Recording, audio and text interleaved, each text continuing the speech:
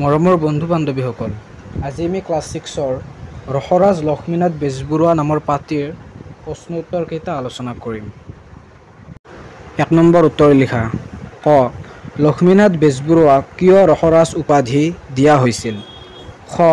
তেখেতৰ আত্মজীৱনীখনৰ নাম কি? গ. লক্ষ্মীনাথ বেজবৰুৱাক কোনে ডাকত চিঠি দিবলৈ দিছিল? খ. চিঠিখন লক্ষ্মীনাথ বেজবৰুৱাই ক'ত সুমুৱাই দিছিল? ঙ. শিশু লক্ষ্মীনাথ বেজবৰুৱাৰ প্ৰতি কোনে দয়াপৰৱশ হৈছিল? প্ৰথম চ. লক্ষ্মীনাথ বেজবৰুৱাৰ দুখন সাধু পুথিৰ নাম লিখা।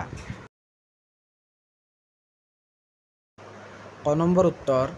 লক্ষ্মীনাথ বেজবৰুৱাৰ প্ৰায়বোৰ কথাই ৰসেৰে উপচি থকা বাবে তেখেতক ৰসৰাজ উপাধি দিয়া হৈছিল। আৰু খ নম্বৰ উত্তৰ হ'ব মোৰ জীৱন সোঁৱৰণ। গ নম্বৰ উত্তৰ হ'ব বৰবৌৱেকে ডাকত চিঠি দিবলৈ দিছিল। খ নম্বৰ উত্তৰ ভগা পেৰা এটাৰ ভিতৰত সুমুৱাই দিছিল। ঙ নম্বৰ উত্তৰ পোষ্ট মাষ্টৰ বাবুই। প্ৰথম চ নম্বৰ উত্তৰ বুঢ়ী আইৰ সাধু আৰু ককা দেউতা আৰু নাতি ল'ৰা। গতিকে ছাত্ৰ ছাত্ৰীসকল, ভিডিঅ'টো আজিলৈকে ইমানেই আছিল। ভিডিঅ'টো ভাল পালে লাইক, শ্বেয়াৰ, ছাবস্ক্ৰাইব কৰিবা। আজিলৈ ধন্যবাদ।